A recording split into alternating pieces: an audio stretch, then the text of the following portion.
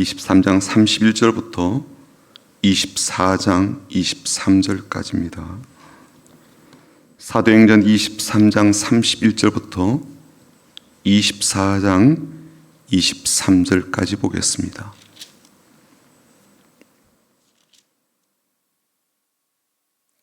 같이 읽겠습니다. 사도행전 23장 31절입니다. 보병이 명을 받은 대로 밤에 바울을 데리고 안디바드리에 이르러 이튿날 기병으로 바울을 호송하게 하고 영내로 돌아가니라. 그들이 가이사랴에 들어가서 편지를 총독에게 드리고 바울을 그 앞에 세우니 총독이 읽고 바울 들어 어느 영지 사람이냐 물어 길리기아 사람인 줄 알고 이르되 너를 고발하는 사람들이 오르거든 내 말을 들으리라 하고 헤롯 궁에 그를 지키라 명하니라. 닷새 후에 대제사장 아나니아가 어떤 장로들과 한 변호사 더둘로와 함께 내려와서 총독 앞에서 바울을 고발하니라.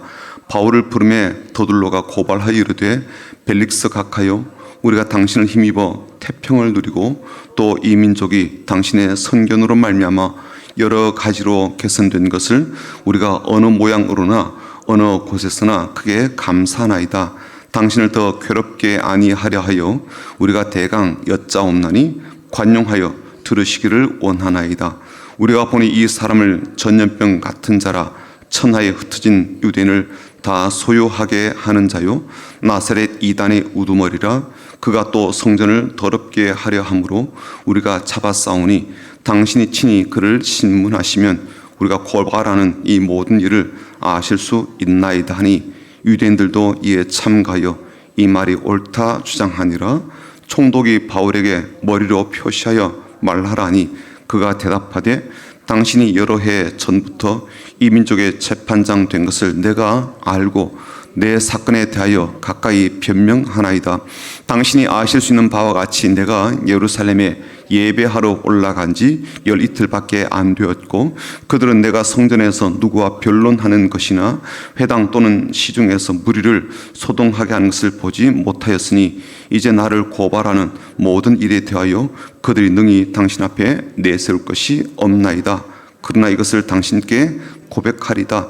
나는 그들이 이단이라 하는 도를 따라 조상의 하나님을 섬기고 율법과 선자들의 글에 기록된 것을 다 믿으며 그들이 기다리는 바 하나님께 향한 소망을 나도 가졌으니 곧 의인과 악인의 부활이 있으리라 함이니이다. 이것으로 말미암아 나도 하나님과 사람에 대하여 항상 양심에 거리낌이 없기를 힘쓰나이다. 여러 해 만에 내가 내 민족을 구제할 것과 재물을 가지고 와서 드리는 중에 내가 결례를 행하였고 모임도 없고 소동도 없이 성전에 있는 것을 그들이 보았나이다. 그러나 아시아로부터 온 어떤 유대인들이 있었으니 그들이 만일 나를 반대할 사건이 있으면 마땅히 당신 앞에 와서 고발하였을 것이요 그렇지 않으면 이 사람들이 내가 공회 앞에 섰을 때 무슨 옳지 않은 것을 보았는가 말하라 하소서. 오직 내가 그들 가운데 서서 외치기를 내가 죽은 자의 부활에 대하여 오늘 너희 앞에 신문을 받았다고 한 이 한 소리만 있을 따름이니이다 하니 벨릭스가 이 도에 관한 것을 더 자세히 아는 거로 연기하여 이르되 천부장 루시아가 내려오거든 너희를 처결하리라 하고 백부장에게 명하여 바울을 지키되 자유를 주고 그의 친구들이 그를 돌보아 준 것을 금하지 말라 하니라. 아멘. 이 사도행전을 쓴 누가는 이제 직업이 의사이기도 하고요. 또 섬세한 성격이어서 복음이라든지 혹은 선교에 대한 모든 자료들을 꼼꼼하게 살펴서 잘 정량시 눈에 보일 정도입니다. 누가복음에서도 그랬지만 이 사도행전에서도 비슷한 형태를 보이고 있죠. 다만 아쉬운 것은 이 사도행전의 마지막 부분이 미완으로 종결되었다는 거예요. 열린 결말이죠. 나머지 이야기가 우리에게 매우 궁금함을 남기기 때문에 누가는 어쩌면 사도행전 이후에 또 다른 복음서나 아니면 사도행전 속편 같은 그러한 책을 기획했을 것이다라고 상상해 보기도 합니다. 그런데 이 사도행전을 보게 되면 앞부분은 이제 뭐 베드로를 비롯해서 예수님의 제자들이나 혹은 예루살렘 교회를 중심으로 벌어진 복음 사역에 대한 이야기예요. 후반부는요, 이제 바울 중심으로 진행되는 선교 사역에 대한 그런 내용들을 담고 있습니다. 사도 바울의 사역도요, 두 부분으로 나눠볼 수가 있을 텐데, 이제 전반부와 후반부로 볼 수가 있는데, 후반부는 3차 선교행을 이제 갔다 오고 나서 예루살렘에서 로마까지 죄수의 신분으로 호송되는 그런 과정에 대한 내용들을 담고 있습니다. 이게 상당한 분량을 할애해서 담고 있는데요. 무려 21장부터 마지막 장 28장까지 총 7장에 걸쳐서 기록된 것을 볼 수가 있습니다. 이것은 그만큼 사도 바울이 로마로 압송되어 가는 이 과정에 대해 누가에게 있어서 의미심장한 일로 보았다라는 그러한 뜻이 되고요. 또 하나님께도 그만큼 중요한 그러한 사건으로 보셨다라는 의미가 될 겁니다. 사도행전이 총 28장인데 그중에 8장 정도 되니까 한 4분의 1 가량이 되겠죠. 이런 분량을 예루살렘에서 로마까지 이 죄수의 신분으로 압송되어 가는 이 바울의 여정에 대해 내용을 할애하고 있기 때문에 그렇습니다. 그리고 이 여정을 다시 들여다보게 되면요, 법정에서 혹은 재판 혹은 또 다른 어떤 사람들 앞에서 공회 앞에서 그렇게 고발하는 사람, 그리고 자기 자신을 변호하는 이 바울의 변호 진술이 반복되어 나오는 것을 볼 수가 있어요. 오늘 본문에도 드디어 이제 예루살렘에서 가이사랴로 올라와서 벨릭스 이제 총독 앞에 선 사람들이 있습니다. 고발하는 사람들은 누구냐면 대제사장 아나니아, 그리고 또 여러 장로들, 또 이들을 변호하기 위해서 왔던 변호사 더둘로라는 사람입니다. 이 사람이 이제 벨릭스가 머물러 있는 가이사랴 이제 궁에 도착했죠.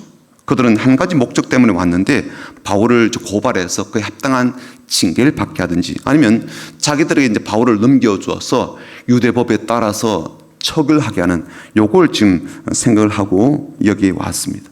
그래서 더둘로는요, 궁에 들어와서 이 벨릭스 앞에 서자마자 아주 현란한 수식어를 동원해서 벨릭스에게 찬사를 보내게 되죠. 3절입니다. 23장 3절이죠. 24장입니다. 24장 3절 보시면 벨릭스가 각하여 우리가 당신을 힘입어 태평을 누리고 또 이 민족이 당신의 선견으로 말미암아 여러 가지로 개선된 것을 우리가 어느 모양으로나 어느 곳에서나 크게 감사나이다. 아침의 말로 지금 벨릭스 총독에게 귀를 호소롭게 해주고 있죠.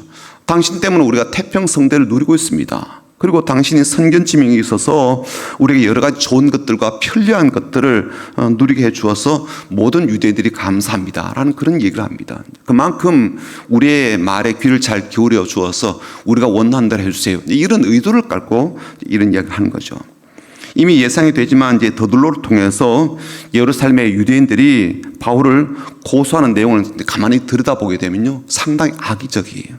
5절부터 6절까지입니다. 우리가 보는 이 사람은 전염병 같은 자라 천하에 흩어진 유대인을 다 소유하게 하는 자요 나사렛 이단의 우두머리라. 그가 또 성전을 더럽게 하려 함으로 우리가 잡아싸우니. 그러니까 5절을 보면 상당히 과장된 말들이고요, 또 실체가 없는 자기들만의 주장이기도 합니다. 바울이 전염병 같다, 천하의 유대인들을 선동하는 사람이다, 나사렛 이단의 우두머리다, 이런 것들은요 사실 팩트 체크가 이제 필요한 말들이죠. 게다가 그들은 확인도 하지 않은 또 다른 일도 문제를 삼는데, 그건 뭐냐면 바울이 성전을 더럽혔다라는 그런 죄목입니다. 아마 이건요, 바울이 이방인을 성전 안으로 데리고 간 것으로 착각해서 바울이 성전을 부정하게 만들었다라고 고발하고 있는데, 이것은 뭐 전혀 사실 무근인 것이고요, 오로지 하나의 이제 초점이 맞춰져 있죠. 바울을 고발하는 거예요. 바울에게 이제 반사회적인 심각한 문제가 있고 종교 사회에 이단의 전염병을 퍼뜨리는 그런 존재와 같다라는 것을 자꾸만 이렇게 이제 고발하는 것이죠. 사실 뭐 과거나 지금이나 이 고발이라고 하는 건 사람을 참 힘겹게 하는 일이잖아요. 이들의 모습에서요, 이 고발이 갖고 있는 그런 악함이라든지 위력을 볼 수가 있는데 얼마나 공격적인지 몰라요. 그리고 자기들에게 유리한 것과 상대방에게 불리한 것 이런 것들요 과장하고 불풀리는 일에도요 아주 예사입니다. 재판장이 자기들에게 유리한 판결을 내릴 수 있다면 뭐가 증거가 되든지 이걸 다 제시하고 자기들에게 유리하도록 그렇게 해석을 하고 있는 거죠. 사실 이미 예루살렘에서는요 로마의 그 천부장 루시아가 이미 한 차례 이 사도 바울을 살피고 조사를 했거든요. 루시아가 내린 객관적 결론은 뭐냐면 바울에게는 죽일 만한 이유도 없고 결박할 만한 이유도 없다라는 거예요. 그가 알게 된 게 또 뭐예요? 바울을 죽이려는 이 간교한 음모가 있다는 것을 알게 되었죠. 실제적으로 이제 테러를 모의해서 계획을 실행에 옮길 자객단을 꾸린다라는 이야기도 듣게 되었습니다. 그래서 이 로마 시민권을 가진 이 사도 바울을요 속히 유대 전체를 관장하고 있던 총독에게 편지를 동봉해서 그렇게 이송을 했던 것이죠.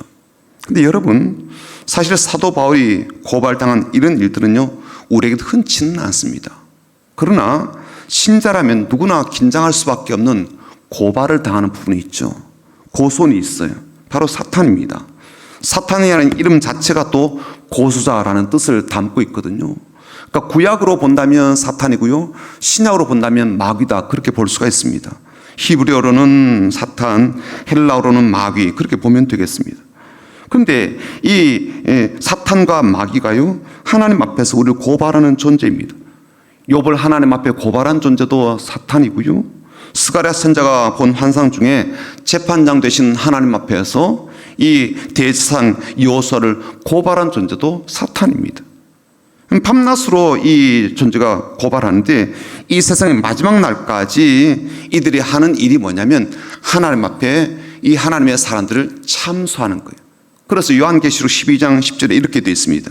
환상 중에 본 것인데요, 내가 또 들으니 하늘에 큰 음성이 있어 이르되 이제 우리 하나님의 구원과 능력과 나라와 또 그의 그리스도의 권세가 나타났으니 우리 형제들을 참수하던 자 곧 우리 하나님 앞에서 밤낮 참수하던 자가 쫓겨났고 라고 되어 있어요. 그러니까 마지막 날까지 이 사탄과 마귀가 하는 일이 뭐예요? 끊임없이 하나님께 속한 사람, 하나님의 사람을 참수하고 고소하고 고발하는 일을 하는 거죠. 우리의 죄들을 고발하죠.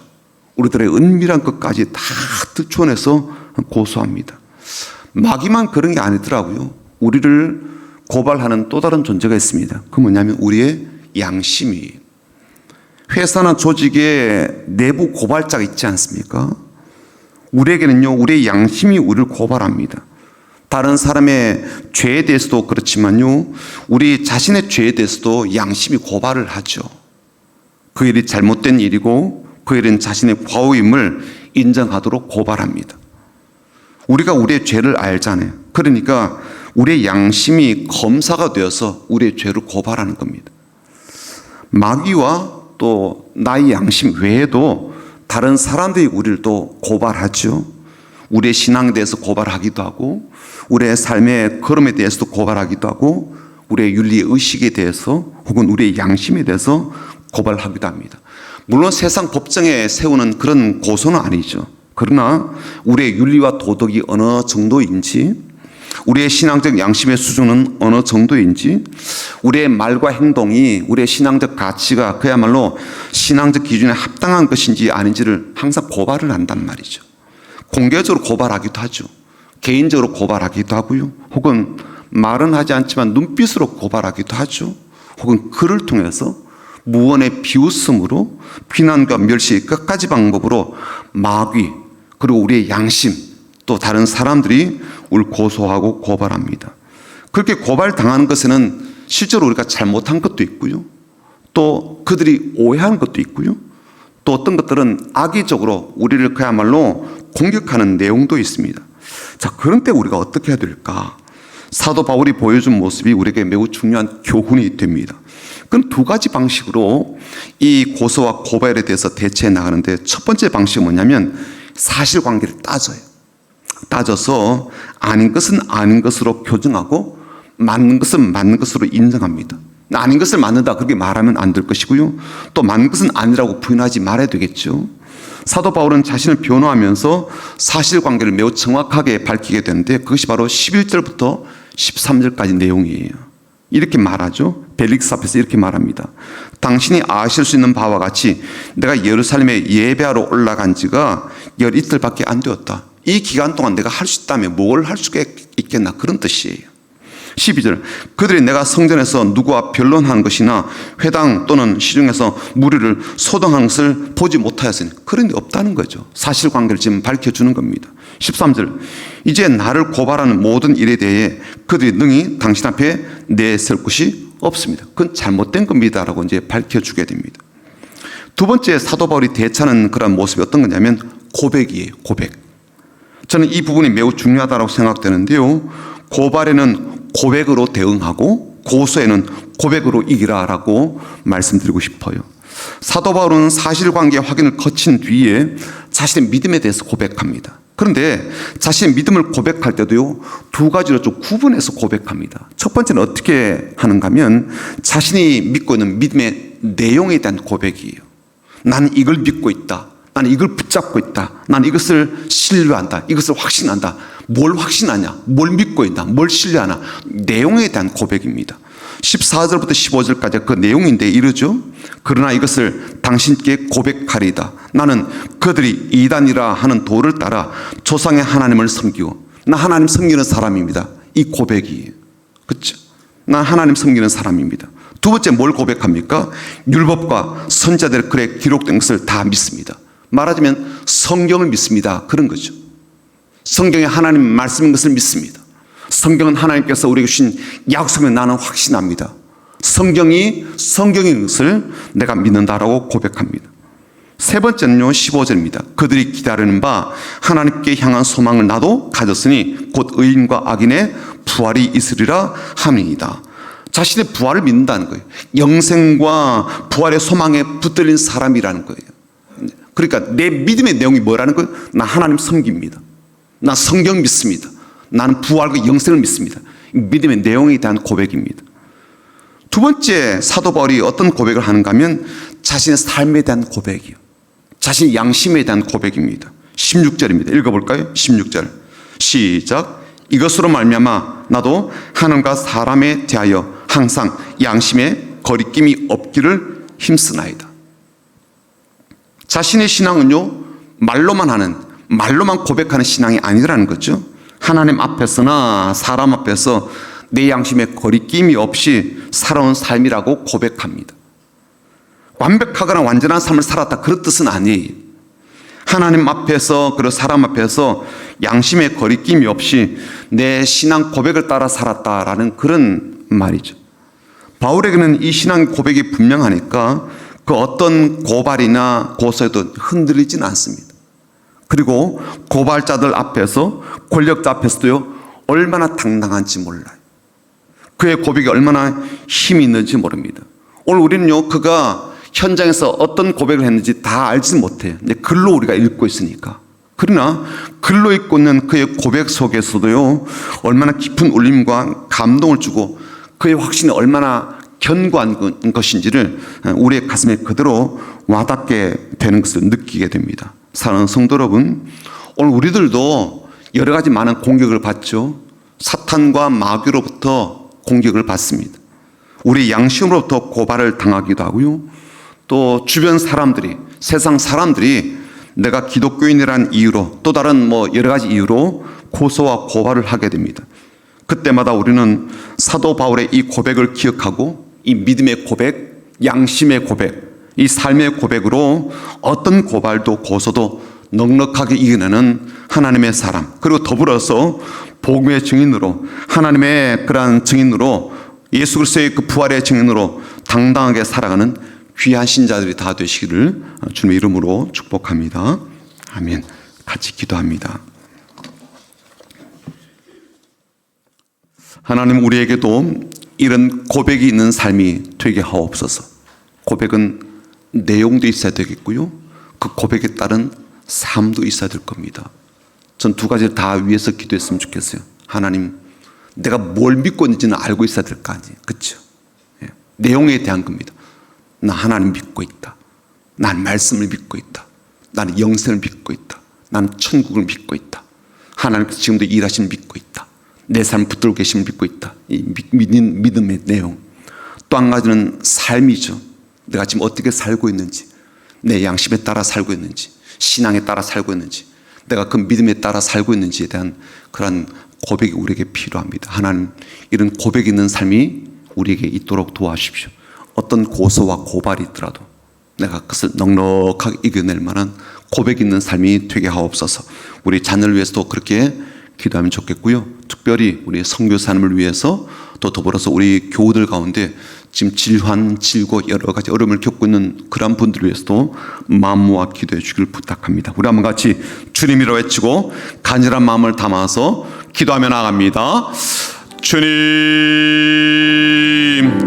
은혜로우신 하나님 아버지, 오늘도 우리가 말씀을 통해서 사도 바울이 그러한 어려운 위기 가운데 심각한 그러한 고발과 그리고 사람들의 악의적인 공격 앞에서도 어떤 마음가짐으로, 어떤 태도로, 어떤 자세로 그 모든 위기들을 이겨내며 그 모든 공격들을 극복하고 승리하였는지를 우리가 배웠습니다. 오 아버지 하나님, 오늘 이 말씀을 통해서 우리에게도 고백이 있도록, 고백의 내용에 대한 점검과 더불어서 고백의 그러한 삶이 반드시 뒤따르도록 주여 우리를 도와주옵소서. 새롭게 해 주옵소서.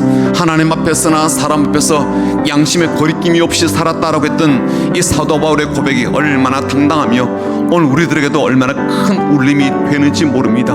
오 주여, 오늘도 우리를 권고하여 주셔서 이 믿음으로 살아가고, 이 믿음으로 극복하고, 이 믿음으로 고속 고발에도 승리하는 삶이 되게 도와주옵소서.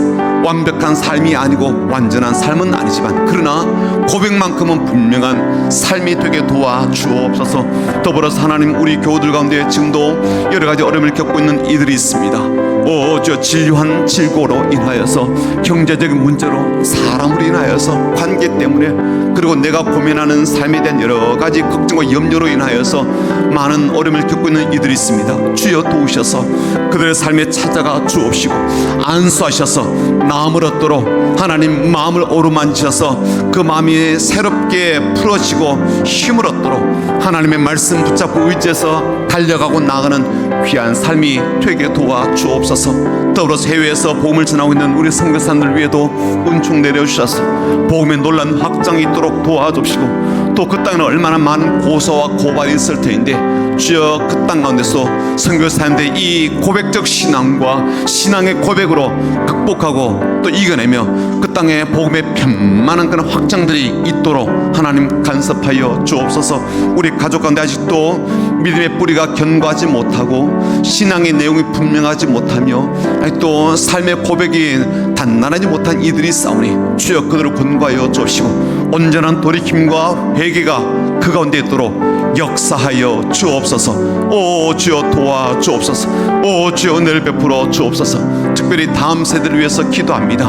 여름 사역은 끝났지만 이제 그들이 하나님께로부터 받았던 은혜, 하나님께서 주셨던 비전, 하나님께서 주셨던 그 뜻 깨닫게 되고 알게 되고 마음이 결단한 대로 살아갈 수 있도록 도와주시고, 때로는 사람이어서 작심삼일과 같이 결심이 허물어지기도 하고 결단이 약해지기도 하겠지만 주여 그때마다 새 힘 주셔서 새롭게 결단, 새롭게 결심, 새롭게 고백, 새로운 걸음으로 나아가며 내있도록 도와주옵소서. 학업 중에도 하나님 이제 수능심이 얼마 남지 않았습니다. 우리 모든 그런 N수생들 가운데 끝까지 최선을 다하고 합격해야 되는 은혜를 도하여 주옵시며 하나님 나라 위하여서 마음껏 다시 한번 하나님 주신 꿈을 펼쳐나가는 귀한 인생들 될 수 있도록 역사하여 주옵소서. 오 주여 도와주옵소서. 은혜를 베풀어 주옵소서. 주님 함께하여 주옵소서. 위기가 오히려 하나님께서 새롭게 하시는 좋은 기회, 귀한 기회가 되게 하시고, 그래서 위기 앞에서 절망 좌절하지 않도록 위험한 것과 위협 앞에서도 하나님 굴복하는 일이 없도록 오 주여 우리를 권고하여 주옵소서. 기도하는 자녀는 망하지 않는다 하였고 기도하는 자에게 반드시 응답 주신다 하셨사오니 오 주여 오늘 우리에게 응답 주옵시고, 당장에 우리의 눈에 보이는 그러한 현실적 응답이 아니라 할지라도 하나님께서 우리와 함께 하시며 우리의 모든 기도를 우리 하나님이 들으시고 하나님께서 가장 좋은 것으로 우리에게 되돌려주시고 되갚아주신다는 이 사실만큼은 끝까지 붙잡고 나가는 복된 삶의 걸음이 되도록 도와주옵소서. 오직 오늘도 우리의 기도에 응답하실 줄 믿습니다. 은총 내려 주옵소서.